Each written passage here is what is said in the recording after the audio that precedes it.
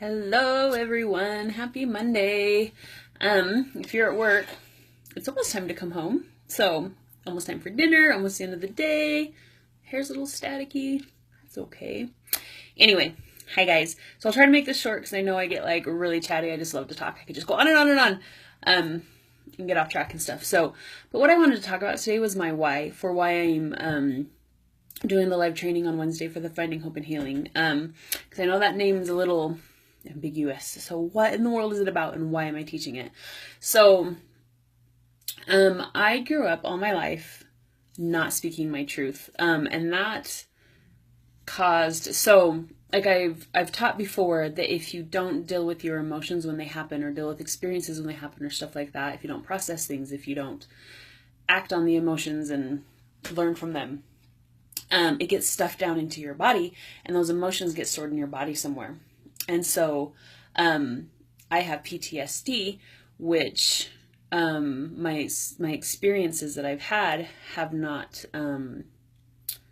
processed properly. So they're stored in my body, they're stored in my brain, so that when a trigger hits that reminds me of things that have happened, it is like that thing is happening in the moment, not like something that I'm remembering, like, oh, I remember when, I remember that. It's like, this is happening now, I just got myself off track again. So I grew up as a little kid, all the way up not speaking my truth, like keeping things down, not saying things that should have been said, not standing up for myself, not feeling like I could stand up for myself, not feeling like I was worth standing up for myself, not feeling like anyone would listen to me. From a very, very young age, guys, and that is hard. That is so hard. And so that has taken a lot to come out of that.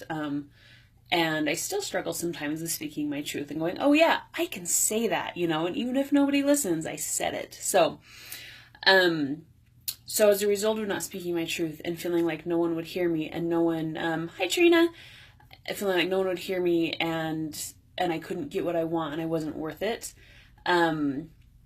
that affected my self-esteem and my self-confidence and the things like I felt like I was able to do. And it's funny because I've been married 8.5 years, I think. Hi Christy. I've been married about 8.5 years, and there's just times when it's like, oh, I need to ask my husband what he wants for dinner, or what's something he wants, or if it's okay with him, and Trina, and things like that, instead of making my own decisions. And that was another side effect of not speaking my truth, is feeling like I couldn't make my own decisions. And so as a result, like I said, as a result of not speaking my truth and everything just staying in my body, all the bad things, all the good things, just all the emotions being stuck in my body, creates triggers. And I'm trying to think of a different word for that, because I don't think everyone relates with triggers. But it's like when you're a mom, or you're at work, or your husband or something, your spouse says something or does something, and you just lose it. Like, you're sitting here like yelling at them, and you're like, I don't want to be doing this. I know better than this. This is not who I want to be, but I just cannot stop. You cannot stop. Or you just get this anxiety, this extreme anxiety, or feeling like nobody cares. Like, I posted in my group earlier that I wasn't able to fill my bucket because I couldn't recognize love that other people were giving to me, and I couldn't feel it. And so I just felt like I was all alone, and love was coming from nowhere. So in the process of learning to heal and finding a safe space to heal, because that's what I'm going to be talking about on Wednesday, is creating that safe space to heal. Because starting to speak your truth is a safe space. Starting to speak your truth is part of healing, and you need a safe space for that. Even if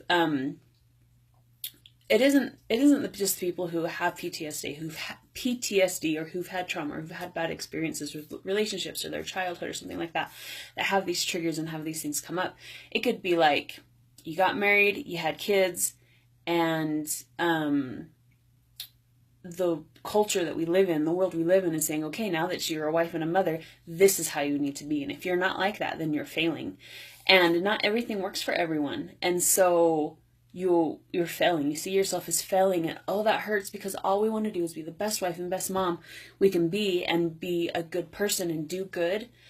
But we're being told that we're not being good enough, and that creates wounds, and that creates triggers. Like, one of my triggers is trying so hard to do things for people, because in order to be loved and liked and to have value, I had to do things for people, and I had to be perfect. And so I would do for people, and then no one would give back. And for me as a mom, I mean, how often does your little baby give back?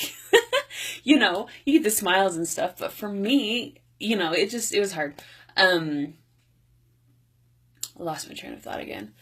So it doesn't have, you don't have to have had trauma to have these, to need healing in your life, you know? And the healing that I want to offer you, I want to, you know, like I said, show you how to create the safe space to heal in, so that you can speak your truth, so that you can be yourself. And instead of just listening to how everyone else says you should be as a mom, as a wife, or whatever, just as a person, as yourself, like, oh, this is the way you're supposed to be, you can speak up and stand up for yourself. You can recognize your truth and say, no, this is what works for me. This is what I want. This is me. I don't care what the rest of you are saying. I don't care what the rest of you are doing or think is right. This is what works for me. You know, being able to have that space and have that courage to be able to speak that truth. So for me, being able to speak my truth has been huge, because one of my favorite quotes, which I'm not going to say correctly, is that healing doesn't happen in the darkness, it happens in the light. And so if we're just stuffing everything down, no healing is going to take place there. We need to be able to pull it out and look at it with love and understanding and patience with ourselves and compassion, and bring it out and say it and have that safe space to say it in. So that is one of the reasons why I'm doing this training on Wednesday, because I want to teach you how to create that safe space for yourself, to be able to do that, to find yourself and to express it to the world and say, no, this is who I am. This is what I want. And to show yourself that's who you are and that's who you want, that you're good enough and you do have self-worth and you do have, you know, you can have confidence and you can love yourself and you can be the mom and the wife and the woman that you want to be. You can. We just have these experiences that create these triggers. We have these emotions we hold down. We have these walls that we put up that interfere with our relationships. So if we have that safe space to be in and that safe space to be ourselves and do that, then we can create what we want in our lives. We can let our true self out and be that person. So I know I'm rambling. I hope it all makes sense. If you have questions, comment, let's chat. So the training is going to be this Wednesday night. We're going to do it on Zoom. So it won't be a Facebook Live, it'll be a Zoom. So you need to download the Zoom, which I post in the event how to do that, and I'll post the event in the comments, the link for it, or above. I guess we'll find out. But yeah, so it'll be Wednesday at 6 p.m. Mountain Standard Time, and you'll just get on Zoom and we'll do it, and you'll be able to talk to me and ask me questions and make comments if you want. And I'm so excited for it. And so if you don't know, if you're like, I don't know if this applies to me, like, message me and we'll talk about it and we'll find out. So anyway, hope you guys are having a great Monday, and thanks for the thumbs up, Christy. Oh, I just love my friends. And have a great night. Go spend some time with your family. Do something for you. Do something good. The day's almost over. Yay. Anyway, okay. Love you guys. Bye.